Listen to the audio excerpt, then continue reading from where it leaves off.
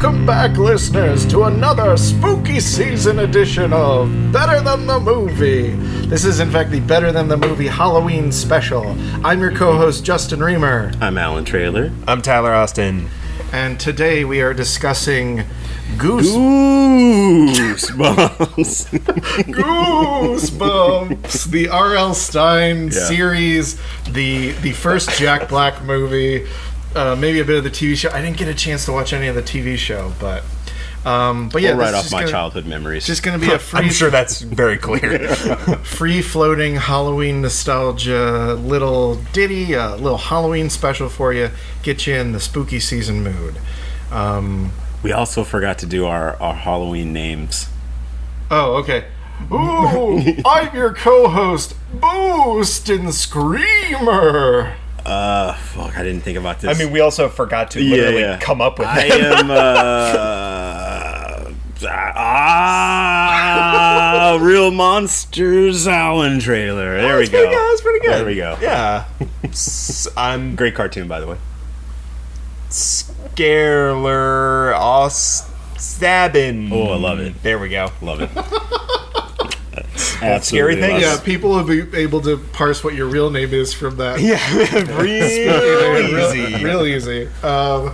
Cool. So this is kind of your baby, Allan. So I want you to take the reins and guide us. Yeah. So I read every single Goosebumps book as a kid. I only remembered a few of them. The one that I made you read, I remembered the twist of that. Yeah, you made me read My Hairiest Adventure, and I also wound up, just because of the legend of it, I read Night of the Living Dummy as well. Well, audiobooked Night of the Living Dummy as well. I also listened to about half of that just to get back into the mood of it, and I was like, oh yeah, I remember the vibe of these. But the thing that's funny is it's kind of like a first Friday the 13th situation where the villain isn't the famous one. But we can get into that. It's not Slappy. It's not Slappy. Which is very appropriate for the Goosebumps movie, where Slappy plays a huge role. Slappy really shines. Slappy shines. That was kind of why I did it. Was like, that was kind of the thing. Like when I read the synopsis, I was like, "Oh, this dummy's going to play a major part." Better get into that. That night. I also love that. Just real quick, that Jack Black's does the voice of Slappy, but like doesn't really do much. Oh, I was trying to place who did the voice. I was like, it's not Luke Skywalker. who is doing this like Joker voice? Yeah, I was like, oh. I would say like every fifth word, I was like, oh, there's Jack Black. He's in Slappy. Wow, that makes a lot of sense based on how it plays out in the movie. I guess. Okay, we'll get into it. He's the daddy. Of Slappy. So. But yeah, I loved these books as a kid. I loved all of the covers, and I actually looked up the artist's name, Tim Jacobus. Okay. His original art is like fantastic. I actually scrolled through like a collection that someone had uploaded of all the covers in high res, and they're beautiful. Just as delicious as because like some of them have been reissued with like newer. I don't love them. Yeah, I don't like the newer style either. But I'm sure it sells. Like I'm sure it's literally. I can only imagine it's like a let's not pay this artist again kind of thing, or I don't know, modern. Or maybe it's like let's give another artist a chance who's not as good. Right. Well, yeah. I mean, it's probably the same. I'm gonna look up that artist's name so you can direct that right at the moment. No offense. You're trying your best. You're going up against a titan. Sorry. Yeah. But it's probably the same the way it is with like home video releases, where it's just like just stick with the poster. Why are you doing this like ugly, like the thing, the Fugitive reissue that everyone's complaining about because it's just like random stills in boxes, and it's just like, come on, the original posters is better. Just leave it. I mean, the only reason you change it for like the home movie is to like trick them into thinking it's a different movie. For this, I can only imagine they're trying to make it seem less scary than it is with these covers, because they're not as spooky. Maybe. Yeah, there's something very uncanny about the original Goosebumps covers. Yeah, they're solid. Yeah. But yeah, I love the series as a kid. I didn't really get into Fear Street. I was too busy playing video games at that point. But I loved the Goosebumps TV show when it came out. Same with Are You Afraid of the Dark? Yeah. Erie, Indiana. I love that like 90s Canadian television block. That aesthetic was just money. Just gold. So good. It's always fall in Canada. It's true. I think it's just a fluke of my age that like I definitely saw Are You Afraid of the Dark, but like I think I might was like I'm a little too old for Goosebumps, like so I never saw the show. That's what Fear Street was for, man. Could have upped your game, dude. I know, but I also wasn't. So you didn't watch the show either? I never saw Goosebumps the show. Damn. I was in Are You Afraid the of the Dark? intro slaps so hard. I wish we could like get permission to play that right now. I did watch the opening credits on YouTube. It's so good, dude. Yeah. Well, there's some of the shows are also on Netflix, right? Is what we saw. Is like one season? One random season is on Netflix. But like then that was the thing is I saw that My Hairiest Adventure someone had uploaded that episode to YouTube and I was like great I'll watch it before the episode and then didn't happen. Yeah. So I have this genius, perfect, flawless Goosebumps game that we're going to play after. Yeah. But before that, let's talk a little bit about that early 90s Canadian universe called Nickelodeon. We got Are You Afraid of the Dark? Yeah. We got EERIE, Indiana. We've got Goosebumps, of course. I was really partial to Are You Afraid of the Dark growing up as a kid. So Me good. too. I love the concept of having friends. And then, and friends that you could sit around and tell spooky stories with. Yeah. But like, and they would always like, didn't they like? They just like swap kids out as they got old. It was like Sandlot, right? They just kind of fell off and like went on to college or like died in Vietnam or whatever happened in Sandlot. Didn't Smalls or something die in Vietnam? Was that in a later sequel? No, at the very end where they're like fading off and it tells you what they went to. Are you thinking of Stand By Me? Stand By Me? No, Sandlot. At the very end when they're playing the game, it fades out. It shows you what they did American after. Graffiti? What are you thinking No, of? dude, the original. Did you watch Sandlot? All the time. I don't remember this at all. At the very end, they're playing one last game. Okay. And as they're throwing the balls, like they're like throwing the ball around, like they fade out, and they like the narrator says like what happened to each one. Oh yeah. And I'm pretty sure one of them went to Vietnam or something and probably did not make it, dude. Out. Yeah. I mean, the thing about the ending of Sandlot, I know we've gone immediately far afield of where we wanted to do this. I did not expect this at all. I do have a Sandlot ending thing. That's always bothered me, which is that like. As a baseball person, I was like, oh, okay, so this ends with the Dodgers, and this guy is now like their play-by-play guy, which is known to be the famously Vin Scully. Yeah. So there's like no way Vin Scully got replaced by this kid. It's insane. Different universe, man. Just totally bizarre. And then Benny the Jet steals home, and like he calls it at the end, like in the current day, which is I assume like 1994, whenever they made that movie. Yeah. But the movie takes place in like the 60s, right? I guess like pre-Vietnam, which would mean that Benny the Jet is like 45 and still playing professional baseball. And I was like, this is insane. This is madness. We would never stop talking about this. They play this on ESPN every day. Anyways, that's my Sandlot thing. I can't believe we got to the Sandlot. Yep. That's Hey, my great bad movie. on that. Love My that bad movie. on that. Love that movie. Apparently, you don't remember the ending. I don't remember that part. It's like so sad. They're like fading out. Anyways. Yeah, I guess they all don't become friendly. Actually, bringing it back, one of the few Are You Afraid of the Dark episodes I remember is one that involves someone going into a time warp back to the 60s. Because there was a weird detail where I remember, like the person who's trying to like feel out the 60s and someone comes up and is like, hey, you should come over. We just got the White Album. We're going to listen to it all. Awesome. And like, I had heard the White Album at that point. It was just like, that's gotta be weird, like when they get to like Revolution 9, because like the characters are preteens, so it's not like they're getting high. Yeah. So it's like, are you guys really gonna enjoy the whole White Album today? Hey man, you can listen to it pure. It's fine. It's a double album. It's a long one. That's how you get that second track. But in my mind, Are You Afraid of the Dark? Great little intro with the little sand and the fireside chat. Anything that always sticks with me, like the promotional stuff, like the commercials for Are You Afraid of the Dark. Probably I have clearer memories of that than like any one episode of it. And for that reason, it's kind of like it's like Twilight Zone for kids. Yeah. Well, it's even just like it's so in the show, the storytelling is so ritualized, and then like the opening credits is like the ritual. So like, it's kind of like, it's like, all right, I'm settling in. I'm a nerd on Saturday night. Let's get in here. Let's watch this show. Yeah, each episode ends with them sacrificing someone at the end of that and then putting out the fire. Yes, because every fire needs to taste blood. Obviously, that's where the stories come from. It's pain and suffering.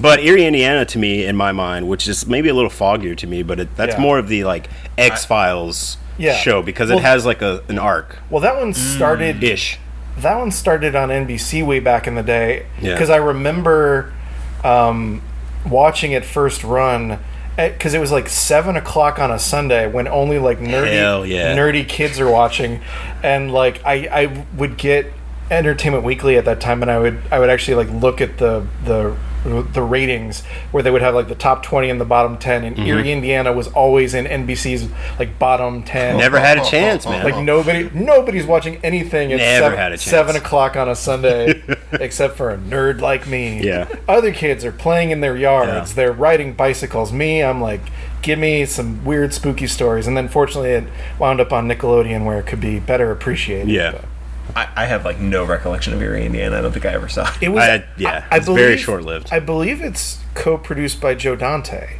Like it has a very I can see the Dante energy in it. Yeah. It has that vibe. I was telling you when you mentioned it earlier in the week, Erie, Indiana, that was also that show taught me that not every state has daylight saving time. Oh, right. Because there's a whole episode where they've moved to Indiana, and he's like, and they're like, Indiana doesn't do daylight saving time. He's like, I'm gonna still do it, and he does, and he ends up in this phantom zone, like the lost hour. Yeah, that's pretty good. And like, it's pretty good. I think he has. I think he has like a day basically to like get back into like the realm where everyone else is, but in the meanwhile, he's like lost with all the other people who chose to change the time and shouldn't have or whatever. It's so good.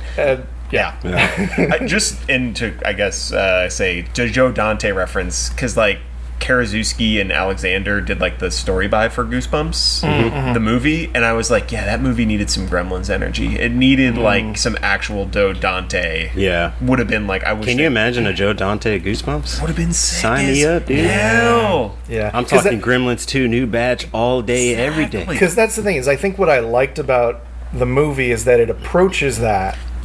But you're right, it doesn't get there. It backs off of it a little. Yeah. Is there like another show that we're forgetting? I was trying to think without actually spooky, like looking up and researching kid stuff. Oh. I mean, not unless you found the Ghost and Ghost Rider to be like super spooky. Oh wow, Ghost Rider, yeah. Danny Phantom. No, that's a cartoon. Danny Phantom. Wow. I don't know. Yeah, there was like a real run of them, but I think those were the big ones. Wishbone. Oh, that's spooky ass. That's spooky ass dog. There were spooky episodes. Oh, I'm sure. Like, wasn't there like when he wears a hat? Crane? Well, yeah. Anytime the dog was on screen, I was like, "This dog isn't a person. Why are they treating him like a person? Yeah. This is terrifying." He's not that smart. I'm smarter than that dog. He can't talk. I think they do like a Headless Horseman Ichabod Crane episode that like is that sounds legit. about right. Oh, can I also say when I was a kid, I read all of the Goosebumps books. And I was super excited for the show, and I was so confused when they did them in a different order than the books. I could not understand. I was like, wait, what? No, that's not... What? No. Like, my 9-year-old canon brain couldn't handle it. You're like, this is the order they play out in. Yeah. This actually explains a lot about you. And honestly, like, I had a real trouble. Kind of. I mean, even like when I read Call of the Wild and I saw the movie, I was so unbelievably confused. I was like, but that's not what I read. The Harrison Why would Ford they one? just change it? No, it wasn't the Harrison Ford one. It was, isn't there? Oh, yeah. And they just do that. I mean, I must have seen that one. I mean, that would have been like a year ago, so that would make sense as Oh, well. yeah. That was, when I was 10 a year ago? Yeah. It was a Goosebump situation. It's a whole thing. So you had us each read specific ones, but do you remember, like, from your... I mean, I don't want to step on your game, but do you remember any, like, that were bangers from your childhood that you're like, this has always stuck with me since I remembered the one I gave you because that twist was so insane to me. Oh, that's something. So it in a very funny bit in the movie Goosebumps, R.L. Stine is like, there's 3 parts to every story. Oh, the beginning, the middle, the twist. Yeah, that's the second good joke they had in that movie, which I have in my notes. I was like, that's good. That was very fun. But so so we're gonna spoil twists. We're gonna spoiler it up. I mean, if you didn't read it when you were 10, like maybe there's still time. Get on it. They're still good, and if you know the twist, it's not that bad. And actually, I was noticing the thing that's so funny is like R.L. Stine seems to me like he almost pioneered like modern TV cliffhangers, where it's kind of like really the chapter is ended, but like it basically starts with a teaser of the next chapter, and then like stops, and then you got to turn to the next chapter, and then so it's like It's like it's you not gotta like keep the kids reading. It's not like it leaves you on like a normal cliffhanger. It like leaves you in like an in media res, like oh shit, like every chapter. Yeah, exactly. Which is insane. Vince Gilligan, I don't know if you read that interview he just gave about how AI is, and because he mentioned Goosebumps was a huge influence on Breaking Bad. So yeah, well, he also worked on X-Files, so that actually also does make makes more sense. That makes more sense. I'm just that guy's always giving away credit. But Goosebumps, he's is great. a huge influence. It's crazy. Was he Kentuckian? I think he's Virginia, maybe. Anyways, yeah, I could Lovely see accent. I could see its influence on like Kolchak the Night Stalker, like that that reboot series more than. But I digress. I digress. Yeah. Were there other ones that particularly stood out to you as a kid? I mean, I remember the titles and like maybe bits and pieces, but the only one I really remember was the one I gave Justin. And I used to love their spin-off, which is the Choose Your Own Adventure version. Right. Yes. And I can't remember the exact title, but it's like the slime of the purple peanut butter or something like that. And it has like I remember the cover. It's just like a kid like trying to escape like this blob of like purple peanut butter. And I was like, oh, this one rips. Do we know exactly how many Goosebumps books there were? Like how prolific was I think the original run there's like 50 to 70, something like that. Good lord. Because that's the thing is now it's like spun off into like 5, 10 sub-series. Like Slappy has his own imprint and Slappy World. Slappy. Like literally, I think it's called like Slappy World. I think you're right. Yeah. Or Slappy's Adventure. Incredible. I like that Slappy would be like a James Patterson-esque guy who has a, like, Hillary Clinton wrote a Slappy World book. Crazy, right? It's real political, too. Yeah, it's good. So we could talk about that, especially because Slappy does show up throughout the series as like kind of the mascot. So Night of the Living Dummy is about these twin sisters. Mm-hmm. One of them finds a dummy in the trash. Yeah. which actually oddly is an echo of the other thing you had me read, My Hairiest Adventures, but I'll get to that. Yeah. Finds a dummy in the trash and is like, oh, and then immediately sees dollar signs and opportunity. Yeah, exactly. It's like I can play kids parties. And the most insane part is she's killing at these parties. Yeah. Instead of any other scenario in which you'd be laughed out of town. Yes, exactly. She's nailing it. And also just like there's no real good explanation for why to name the dummy Slappy. No, not at all. I'll slap you. That's the thing too, is I forget who reads the audiobook, but just has very funny voice for Slappy. And so her sister, Chris is the one who doesn't get the dummy at first. Lindy, yeah, she's the one that's jealous. Yeah, she gets jealous and she's like, I want to make money at birthday parties too. Yeah. So I have the performer gene. Yeah. So her parents buy. And, she's also very unfunny in every situation where she tries to be funny. Yeah. Like so her parents buy her a dummy from a pawn shop, and there's even the detail her dad's like, seemed like the pawn shop guy really wanted to get rid of this one. Yeah, I don't know. Let me see. One was found in a dumpster. Yeah. One was like a pawn shop guy's like, here, take it, please. Yeah. Anyhow, and that one she names Mr. Wood. Mm-hmm. And the thing that distinguishes him is that he's not in a tuxedo. He's kind of got like a more homey, like plaid shirt and jeans and sneakers vibe to him. He's redhead, right?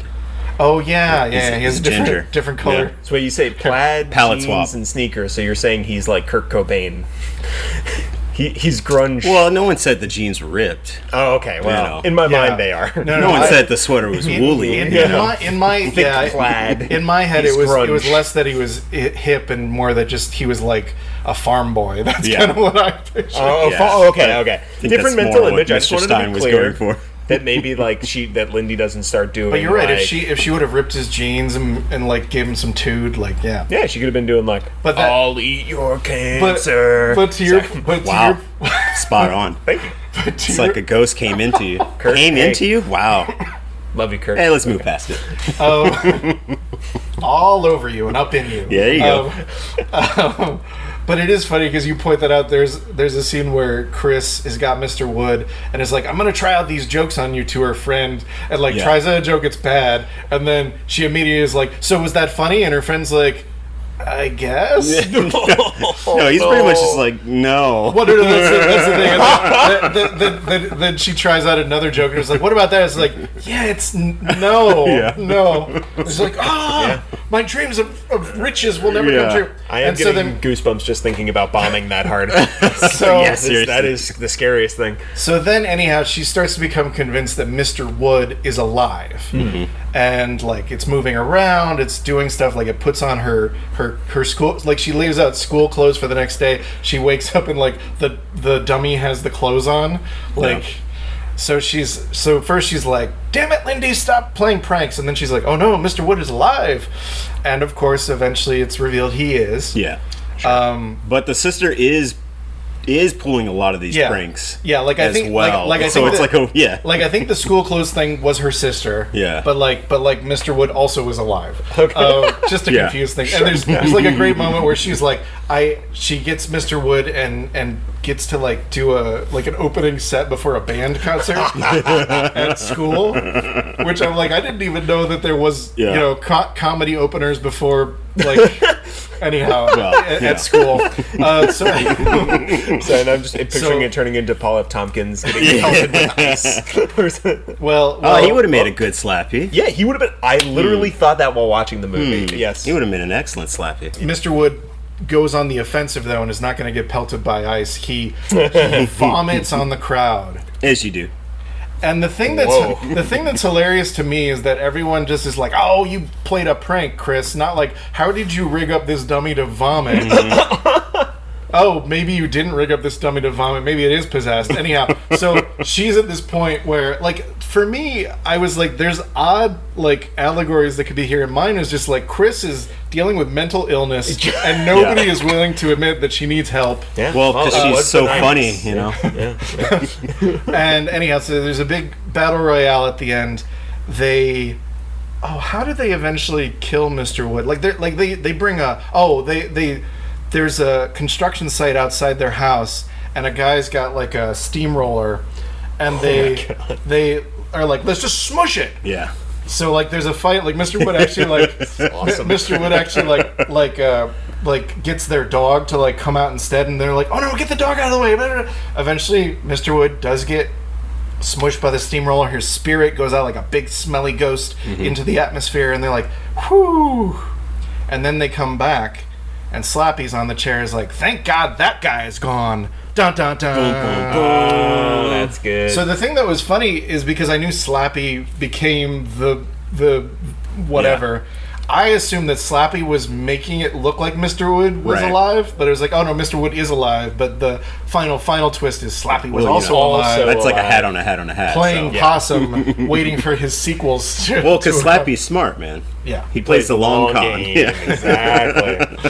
But that one was kind of fun. But again, like I said, I was like, it seems like this is a story about a child realizing they have mental illness and just being like, come on, Mom and Dad. And they're like, kids aren't sick like that. Yeah. Come on. Yeah. Anyhow. Yeah.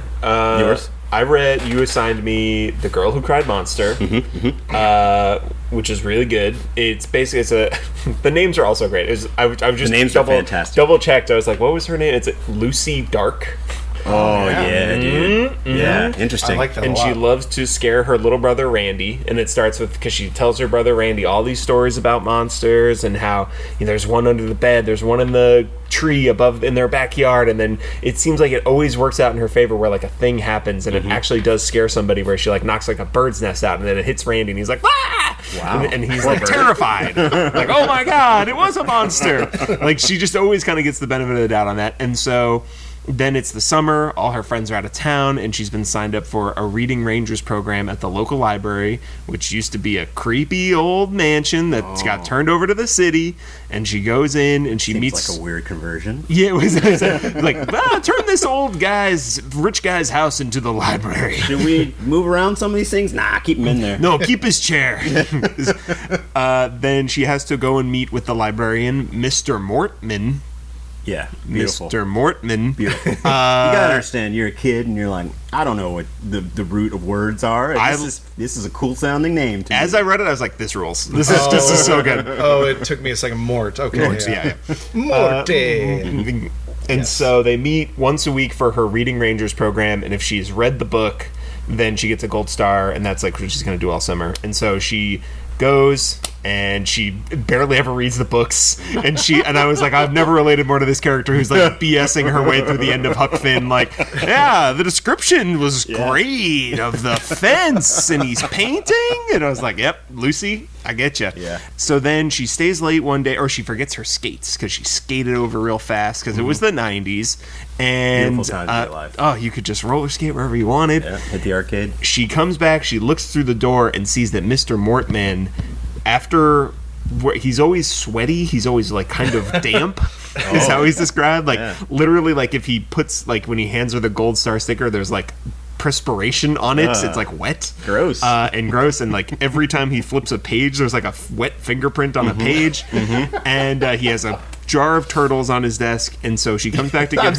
what? There's a jar of little turtles on his desk that are his pets, who he refers to as his timid friends. Oh, yes. My timid friends, he says. Feeding time, my timid friends. Were you reading it as Vincent Price? Feeding time, yeah, exactly. Honestly, it would have been great. Yeah. He then morphs into a giant monster with like his eyeballs pop out of his head. He gets like his head inflates. He always wears turtlenecks, and then his head inflates to like a giant round orb, and his eyeballs pop out into like long toadstools and then he gets like a big open gaping mouth, and he like shovels flies that you think are going to go to the turtles into his mouth, and then at some point he starts to eat the turtles, which I was like, this is too far, RL. Yeah. Hey man, you gotta go where the darkness leads you. I mean, yeah, he follows his dark muse, obviously, and so Lucy comes home and is like, Mr. Mortman's a monster, and because she's told so many monster stories before, no one believes her.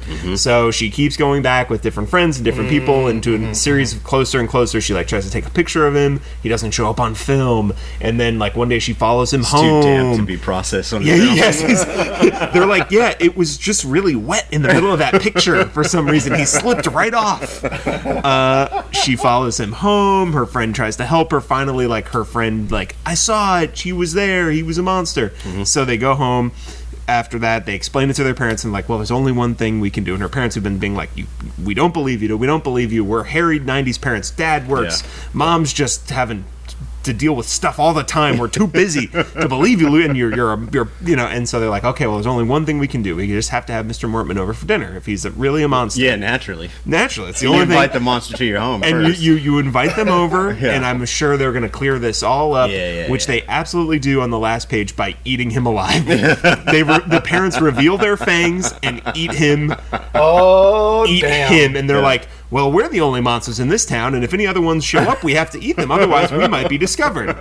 The end. Oh, my God. Incredible. That is a fantastic twist. Incredible. I literally reread it 3 times because I was like, what just happened? This is awesome. You're crazy for that one. I mean, that's kind of like... a lot of them have crazy endings. That's kind of like the twist in My Hairiest Adventure. The thing I was talking about, it's like Night of the Living Dummy, is what precipitates it is this like this band of kids who have their, like, it's literally a band, like they play music. Yeah. But the thing that's funny is, like, none of them plays bass, and the only drums they have is like the drum settings on a keyboard. So they're Mr. Casio on drums.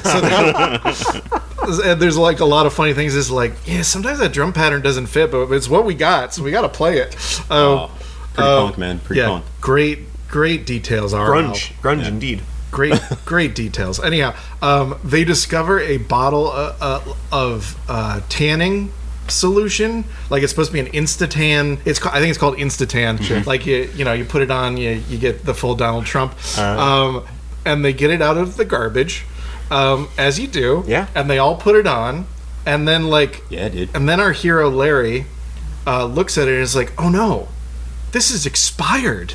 Oh shit. Can I ask why they all? Is it sort of like their Beatle-esque? Like we all wear suits and have the exact same haircut. Yeah. No, We're all going to be very deeply tanned. Yeah. I don't totally remember, but I think it's like basically like after band practice, they're just hanging out and they're like, "What's this in the trash?" Yeah. Yeah, let's try it. Why not? Boop boop boop boop. Yeah, let's stand it up, man. Yeah, sure. Yeah, they say something about like because Stand it up, then turn it up. They're rehearsing for a battle of the bands, and I think there is maybe a little bit like, hey, if we're tan, that's something that the other band doesn't have. Won't have because we're in gloomy Seattle Yeah. and we are Nirvana. Okay, It's not grunge. I think it is. It's not. It's early '90s. All the We're on 90s a different one now. Okay. all right. the 90s is grunge. Yeah. So Larry, who's the main guy, who's already put upon, he's like so afraid of like being called out, being noticed, being made fun of, because he already has like this issue where like he's kind of like maybe got a pituitary issue, like he's a little extra hairy, and he's been called Hairy Larry, and he's like, no, I'm just a kid, and like like these neighborhood dogs chase him. He's just like, why did the dogs chase me? So They're trying to get him to embrace his true self. He's very spoilers. And yeah, he's like, why am I so put upon? So anyhow, he starts growing fur. And he's like, oh shit, did the Instatan do this? And he like starts to try to like bring it up to the other bandmates, and he's like, hey, are you guys having any weird reactions to the Instatan? And they're like, no, why? He's like, because I have this hair on my hands. And then they're just like, Hairy Larry. He's like, damn it. So he just keeps shaving. But then it just keeps growing. Can you imagine shaving your hands? And Would you? And this I found to be an allegory for like realizing as a young person that you're gay, because he keeps trying to pretend he's not. He keeps trying to shave off the fur, but the fur just keeps coming back bigger and bolder. He's lying to himself, man. Yeah. It's deep. Yeah. And eventually, his friends start disappearing, and new dogs start appearing in town. And the reader, I think, is supposed to be like, oh shit, is this like a were-dog situation? Like, is the band turning into were-dogs? And I just jump. So the solution is that the doctor in town, who's been giving our main character shots every 2 weeks to help with the fact that he can't sweat, is actually a mad scientist who runs the whole town and has been turning dogs into children. Yes. But at a certain I know that is not the direction I thought that was going at all. but It's so good. But at a certain point, the formula fails, and they can't help but turn back into dogs. So the parents have to say goodbye to their children. Yeah.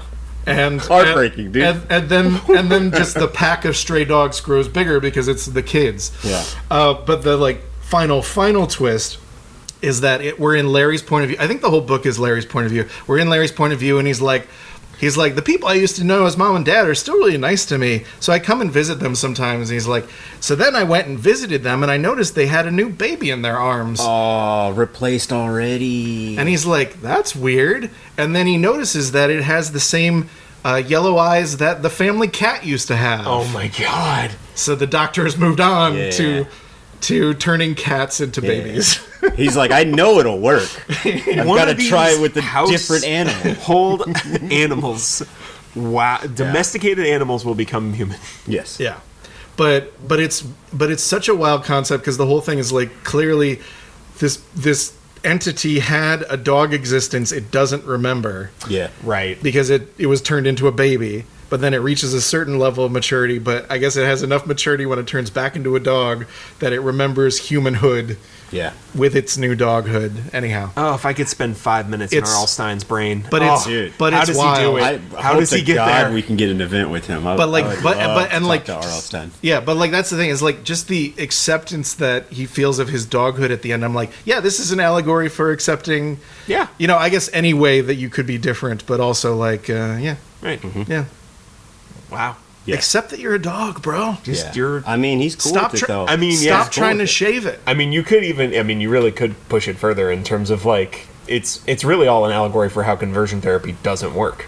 Yes. Ooh, yeah. Yes. There you go. That's the step. Take off the stethoscope, put on a pastor's hat. You know? Right, exactly. Yeah. The parents are the parents are trying to turn this being into something it's not. And eventually it doesn't work. I think that was like the inciting incident of Boy Erased, actually. He reads that Goosebumps book and he's like, damn. Yeah. That's pretty good. Full circle. Damn. Yeah. But yeah, Stine. and I could see how that could be a banger as a young person. Dude, I could never guess any of the twists, obviously, because they're fucking insane. Batshit crazy. But it is also just because like he seems to be leading you down the path to the normal twist. Yeah, he's purposely messing which is with the you, were-dog twist. Yeah. But it's not were-dog. It's you were a dog. Yeah. They turned you into a boy, and you're reverting back. That's crazy. So unbelievably good. Absolutely nuts. And now I have to see the episode on YouTube. I'll do that after this. And Yeah. Are they all written like first person, I guess? Because I know so was the one I read. Night of the Living Dummy wasn't. It was very dialogue heavy, Yeah. but it was like I feel like most of them are from the point of view of like a kid. Yeah, 12 or 13. Yeah. That makes sense. Actually, I would almost say maybe it is kind of like third person limited, but maybe it's because there's twins and you don't want to be right. Yeah, you don't want to pick a side, really. But like Chris is the shitty one. Oh yeah, well, that's got no charisma. yeah. You know how boring that narration would be. Every joke she tries just doesn't land, and Just you're like, oh, this book's just bad. Yeah. But yeah, I kind of want us to sample like how the vibe of a Goosebump book is to see if the movie itself could capture it. Yeah. And I would say absolutely fucking not.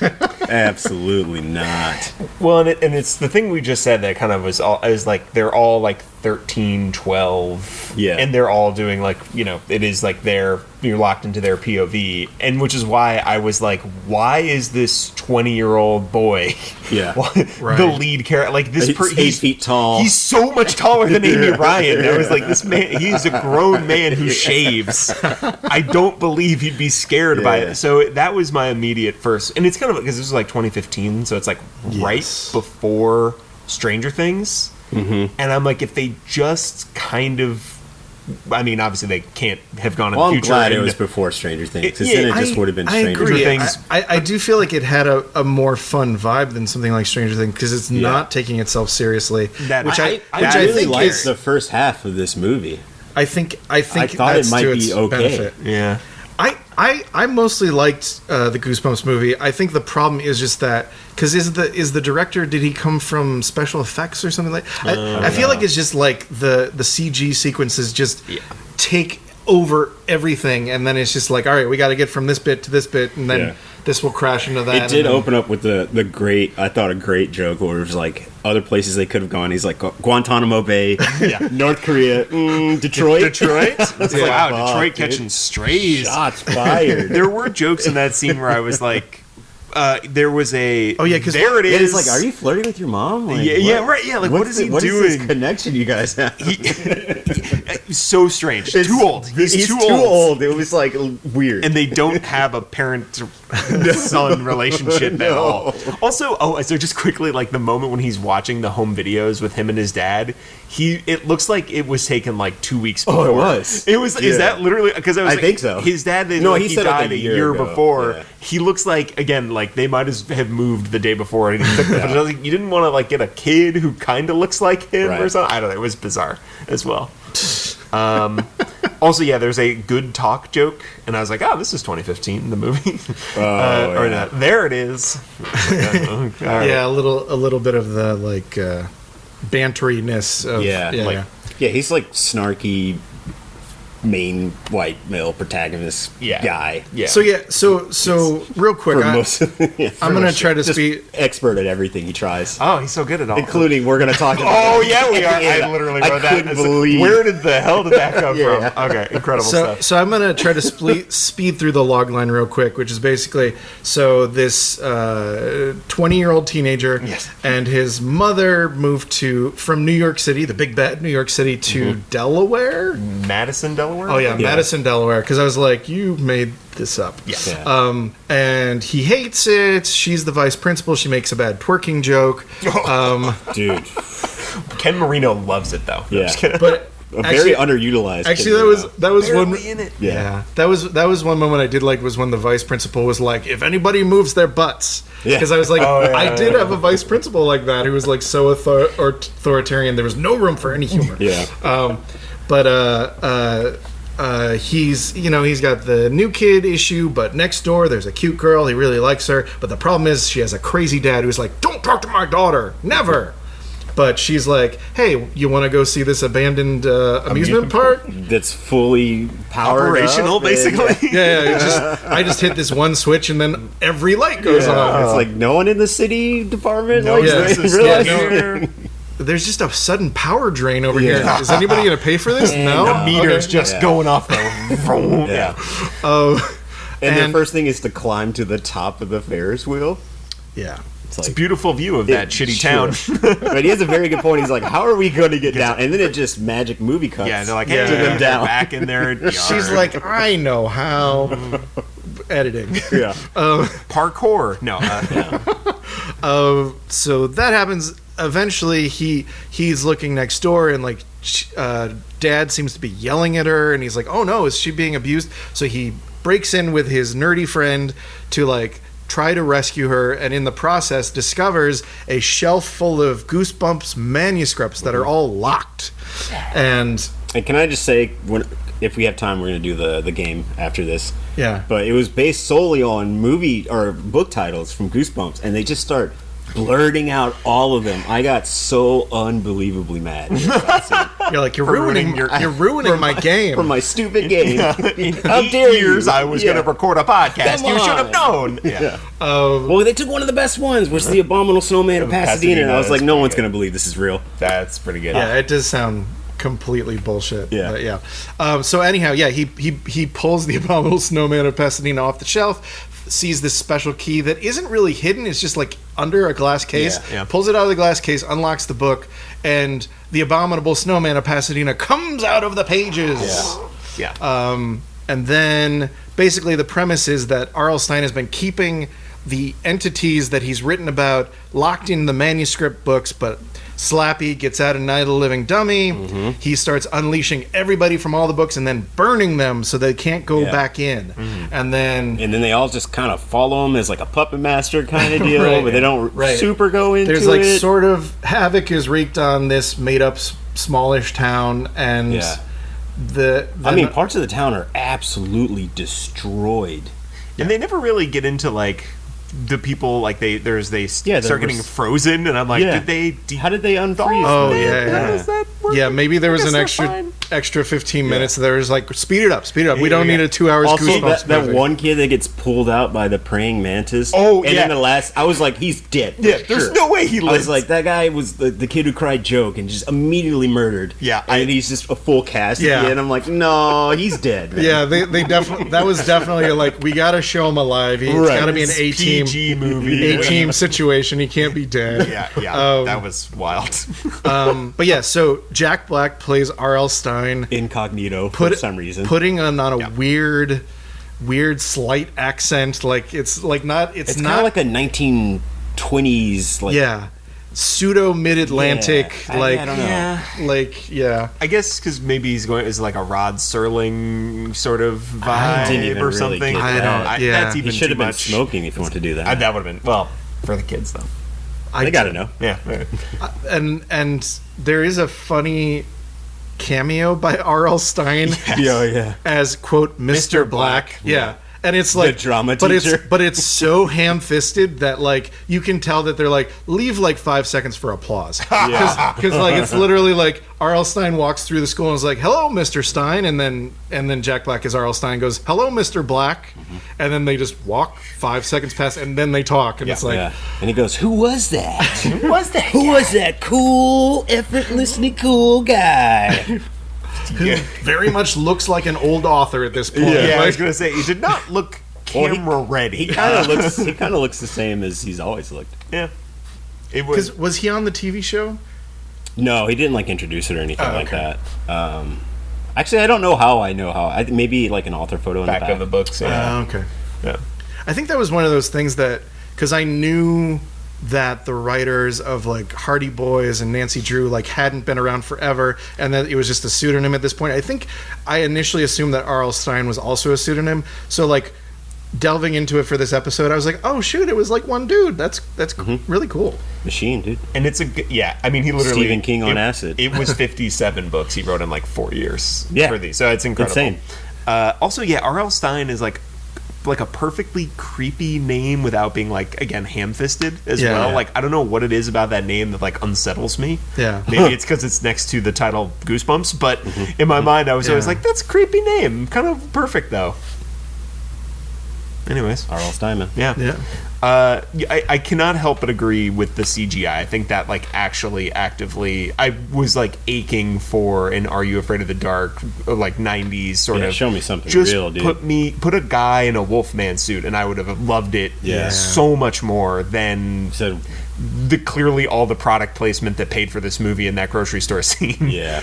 Oh my god, yeah. Where it's just, I mean, there's like the orange soda bit, and then they like crash into a bum chicka pow popcorn bag display, and I was like, okay, so that paid Jack Black's salary. That was literally a moment. I was like, oh, boom chicka pop. Maybe I want that for popcorn. Oh no, Well, it's working. But so I guess my question is, so overall, you guys didn't like the movie? Because I would say overall, I liked it. I feel like it really like kind of blew it with all the CGI spectacle, but like not enough that I would be like, should my kid watch this and me say, no, it's crap. I was kind of into it at the beginning, and I was like, this is kind of cool, and then they start doing like the forced romance stuff. Like two of them, like Oh yeah, like that was... his aunt, played by Gillian Bell, like falls in love with Stine off screen. Oh, that was honestly, Gillian Bell was really funny. She was great. I was happy to see her. That was one of those things that like, so Gillian Bell showing up as the aunt. I was like, wait, how long after 22 Jump Street was this? And it was like a year. Yeah. So she went from being like a college kid to an aunt, wacky aunt, like immediately. Yeah. I mean, I guess she could be the younger sister of Amy Ryan, but still, she's doing like, bedazzling. So right, that thing everyone was doing. I did like the bit with the hat. I thought it was pretty good, like the bedazzled hat. Oh, right. It's not like great or anything, but I was like, for a Goosebumps movie, this is pretty decent. Okay, yeah. Sure. Timothy Simon. Actually, I love the cops as well. And Amanda Lund is the like younger one. Like so funny. Like what was it? Because like obviously he says it because they basically do a Blob bit later on. Yeah. But like he's like it's like in the original Blob, and she's like, I don't. What are you talking about? Yeah. Like, I also thought they would be a part of that scene. But no, yeah, they're just frozen out of the movie. Yeah. Ken Marino is also maybe trying to hit on the main Amy kid's Ryan. mom. Amy Ryan, but kind of doesn't have any scene. Yeah, really and like when she shuts him down at one point because he kind of tries to flirt at like a tense moment, and she's like, not now. Yeah. It's like that wasn't even really very funny.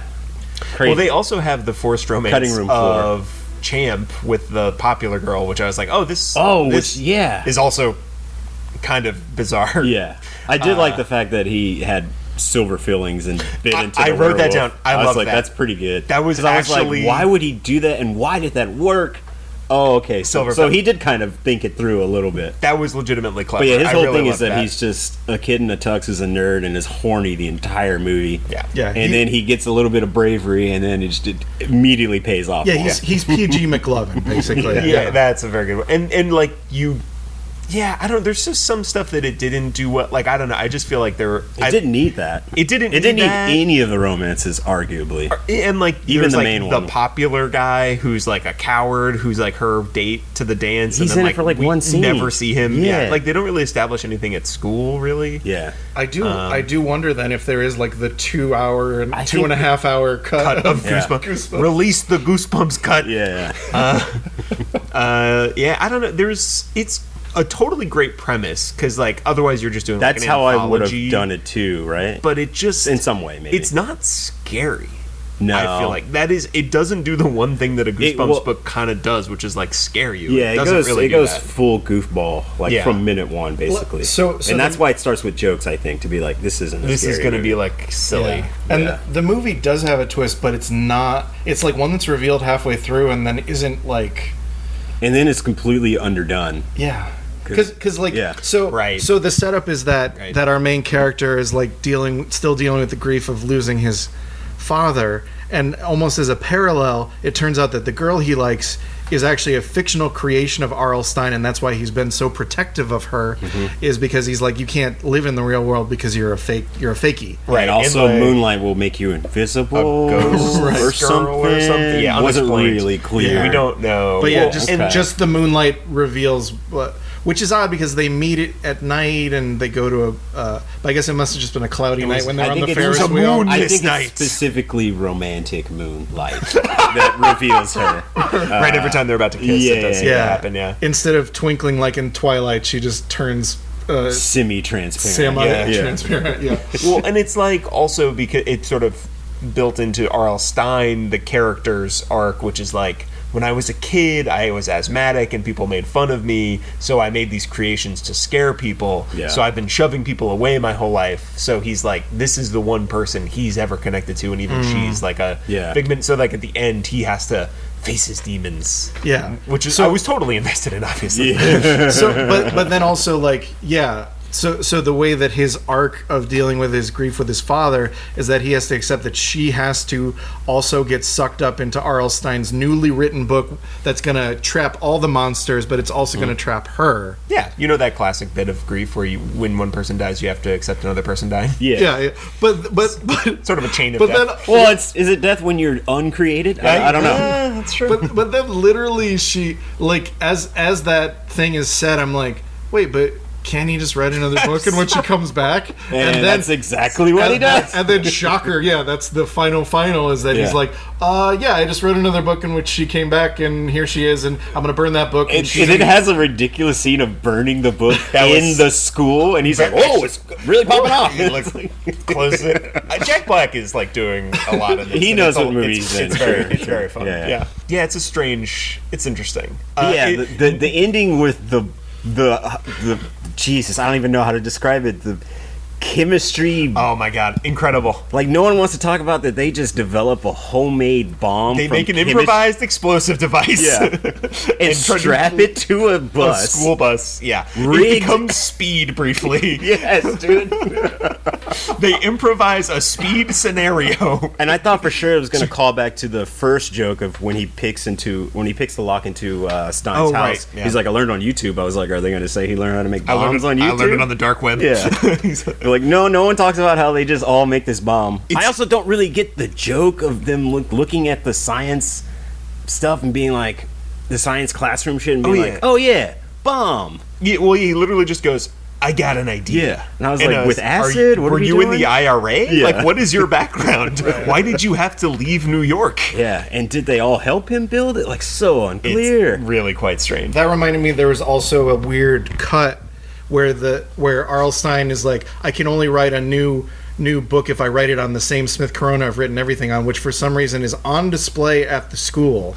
The same town he's incognito as someone else. It's like, well, then why did you give them your typewriter? To be like, so confused. But so he's like, I know where it is, but then it cuts to the school dance, which is the most confusing cut. Which is a rager. It looks like a Vegas club. Yeah, the DJ is really... It's 2 a.m. These kids are rolling on ecstasy. Listening to like a remix of the Yeahs. Like, as the town crumbles around them and they don't hear any of it. I truly wish... That is maybe the biggest jump scare in the movie, where I was like, this is what their high school dance is like? Yeah, someone's getting pregnant tonight. This is wild. Someone's already pregnant at this thing.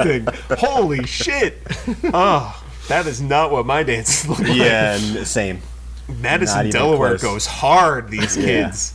Well, they got nothing else, you know? I guess they just, it was insane. I will say one of the few things that I thought was a little horrific was the first time the abominable snowman gets sucked into the book. Like, the hole gets ripped through his chest. Oh, yeah. And I realize now that it's ink, but I was like, Right. why is it like black ooze pouring out of him? I was like, that's kind of fucked up. Yeah, it was okay. But I was like, okay. But then they made it a cartoon eventually, and I was like, okay, They wrote it. They borked it. One more moment also with Champ or Chump, whatever you like to describe him as, where he finds out Jack Black is R.L. Stine, and he was like, let me take a picture with you. Yeah. And it's like, wow, again, 2015, a mere 8 years ago, feels like half a century when he tries to take a picture with his phone, but it's not a selfie. Yeah. And I was like, did we not time. have those in 2015? Yeah. What kind? I guess not. And it was just time. it was like, yeah, different. He just took it in a different way, and then Jack Black throws it out the window. Naturally. Yeah. And the saddest he is in the whole Very true. movie. Yeah. He's gonna die. Chump is like, that phone. The phone. And my Instagram cred. No. Okay, we should last thoughts and then play some game. Yeah. My last thoughts is I don't know. I kind of was hoping that it would at least have some of the vibe of a Goosebumps book. They are kind of goofy. Yeah. And they do have jokey stuff, but it's just full on like the Marvel Cinematic Universe. Like everyone's just a comedic genius, except for the nerdy kid who is just like constantly just fucking up, and the humor is that he's an idiot and horny. But yeah, it didn't feel like a Goosebumps thing to me. I wonder if the new series on Netflix will go for that, because Justin Long seems like an interesting choice. That is interesting. Yeah. I don't know if I don't know what his. We should have like looked up like what their version of it would have been. I'm sure it's great. You're probably watching it right now. Yeah. As you listen to this, You definitely know it existed because Netflix definitely promoted it. But yeah, it didn't have the vibe of the books or even the 90s show, so I was like, I'm not really on board with this, but it's not terrible until like halfway through, and I was like, no, it is kind of bad, actually. It's kind of really bad. And I don't know, I'm kind of mixed on it. Whatever. It wasn't boring, so I can't really throw it under the bus, but it's not good either.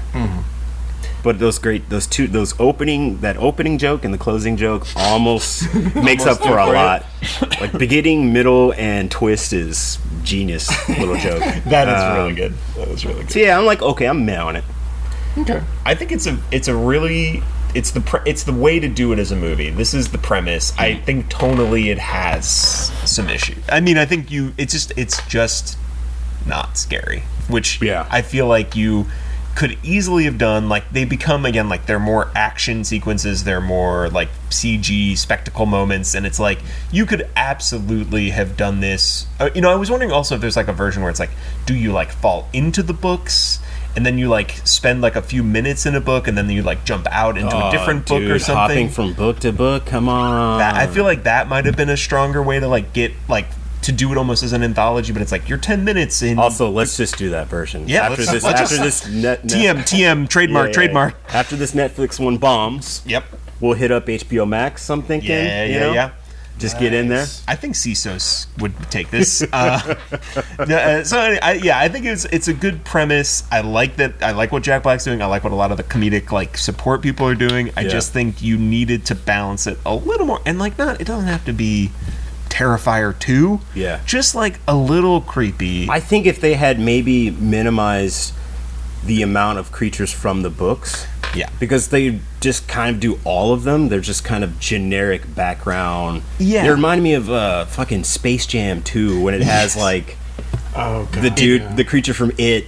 Or what's his name from It? Pennywise, yeah. Just in the background watching a basketball game. That's what it felt like every time I saw the crowd. But also like the Droogs from A Clockwork Orange and the nuns from The Devils. Like clearly someone in the CG department was like, I'm going to have some fun here with this back catalog. Well, especially because now having just read I think probably my first Goosebumps book, because I don't think I actually ever read one as a kid. I was like, these have so much personality. Yeah. And they just are all like seemingly two-dimensional blobby monsters, and I'm like, I would love to have just gotten a sense of like tonally each one, or like exactly, like narrow it down to 3 or 4 and make Slappy the leader, make him your Crypt Keeper, which is kind of exactly what Jack Black is doing. I thought for sure at the very beginning that it was the guy who voiced the Crypt Keeper, but I was like, no, he didn't laugh right, so it's definitely not him. No, John Caceres could not be booked. I hear. But anyway, so it was totally fine. It just didn't scratch the itch of the book that I had read on my phone earlier that day. So thus it is a massive failure. I thought it was pretty good. All right, Yeah. let's play the game. Okay. So originally I was gonna do like Balderdash style, sort of, where we try and guess, or like I give you a title, you guess like the plot of it, Oh, see where it's ooh, close. ooh, But I was ooh, like, ooh. too hard. Yeah. way too hard. So I'm like, That just kind of becomes an improv game. yeah, really. yeah, which could have been fun, but probably lasted 3 hours. But then I decided on just like I would make up a title that could be a Goosebumps book, and I would say it next to a Goosebumps book and see who can guess the real title. I like it. And I guess what we can, I don't know, I did not think this through at all. We could either do like you both choose or whoever chooses first. What do you I think you should do back and forth, and we'll just take a tally of Okay, because I have who a. nails their assignments. Yeah, we'll do rounds and then like a final tally of points. Sure. Something like that. Okay, so How many do you have, I guess? I have 11. Oh, okay. So we do 5 rounds 11 and pairs. Yes. Great. yeah, Yeah, perfect. five rounds And then a final. And then a tiebreaker, maybe? and tiebreaker if we need it. Okay, let me make sure because I had to change some of these because they fucking blurred them out in the movie. Okay, so who wants to go first? First 5. I'll go first. Sure. Give it to the J-Man. All right, you ready? I guess Yeah. we can play like some, I don't know, some fun little game music before this. Who knows? Yeah, I'll Little- drop little in razzle-dazzle. something. Oh, here. do the thing from Running Man. I'm kidding. Although it would be great, but I'm kidding. Yeah, what you're hearing now is That really got title. Yeah. what you're hearing now is the Who copyright loves free you? Who do version you of love? something Something like that. Yeah. sort of Running Man-ish. Okay, here we go. Okay, so, and you're guessing the actual title. Yes. Okay, the first one is Werewolf Skin or Ghost Party. Oh dang. I think RL is a fun guy. I'm gonna go Ghost Party. Incorrect. Incorrect. Werewolf Skin. Number 2, Say Cheese and Die or Panic at Piranha Park. I'm gonna say Cheese and Die. Correct. I actually knew that one. I'm so sorry. Yeah, depending on how lazy I was with guessing fake. Oh, actually, I need to. That's why rounds are good, because like then it ends up like that where it's like, I know, damn it, no, this one. Yep. I was just like, would he do a Panic at Needle Park reference? Yeah, I went a little too far on that one. Okay, number 3, Murder Mask or Let's Get Invisible.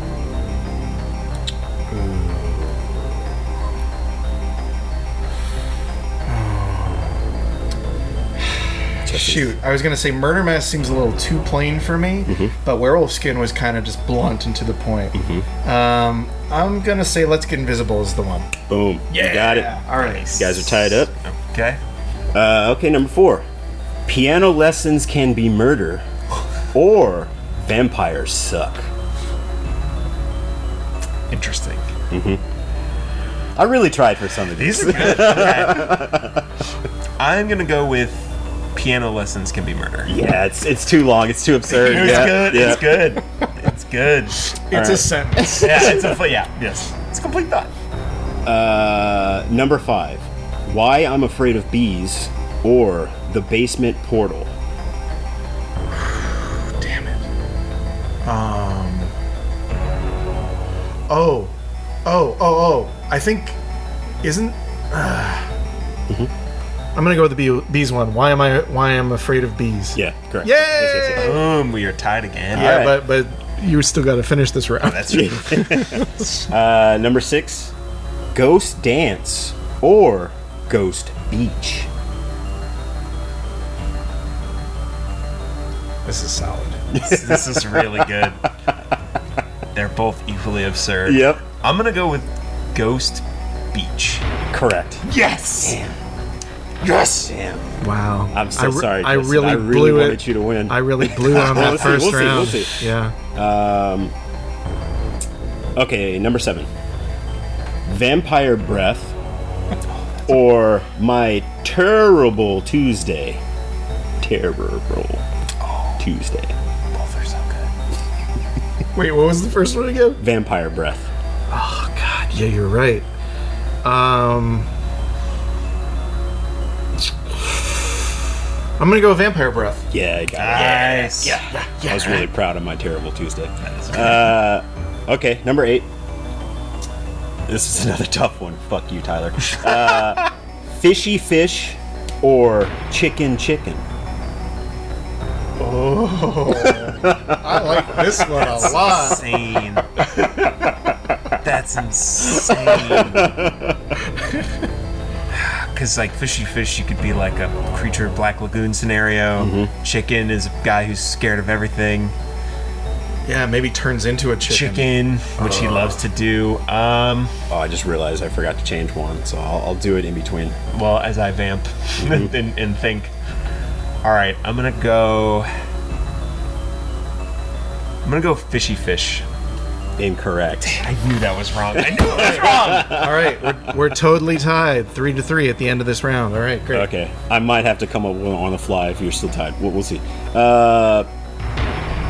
Yeah, I'm gonna skip that one. So this one, the Beast from the East, or the Pest from the West. Oh my God! You. Oh my God! Should give all the ones. Oh, that I are. actually did come up with the tiebreaker thing at the end here. Hey, look at me. Hey, look at you. And you should also send all the ones that aren't real to R.L. Stine so we can write them. Just let's be clear. He's probably stealing them from my brain as we speak. Damn it. Just because it's a beast, I'm gonna go beast. Yeah, that's correct. Yeah. Okay. All right, and this is the last one that I have without the tiebreaker. Calling all creeps, or my dog ate more than my homework. Interesting. I'm gonna go calling all creeps. Yeah, fuck, you got it. All right, 4-4. That at the end of the round. So tiebreaker it is. Tight. Okay, so this is. I guess I didn't think about how to. I guess whoever chimes in first, or you like can a buzz. Yeah. So this is you have to guess which of these had the most sequels. Oh. Oh shit. Okay. There's 2. Oh well. Ooh. Okay. Yeah. Okay. Never mind. So I guess you'd have to chime in after. I guess you can say your name. I also forgot to look up which one has the most. I think I remember off the top of my head, but we'll verify it. Okay. I was gonna because the other version is I guess you could look Oh, up like how many who gets and the then closest, yeah. guess the number of sequels. Yeah, we could do that too. I don't know if that may not be as interesting actually. Now that I'm thinking. Give us the titles, and we're gonna decide which one we think has the most sequels. But we could do it where it doesn't have to be you pick one, I pick the other. We could agree, and then you have to do one more. And then if you Right, agree, right. you'd have to say how many sequels, I guess. Yeah. Okay, whatever. All right. Yeah, that's good. Okay, so for the tiebreaker, you have to pick the series that had the most sequels. Okay, you ready? Yeah. Night of the Living Dummy or Monster Blood? I mean, I feel like you have to go Night of the Living Dummy. I mean, if we're counting the Slappy universe.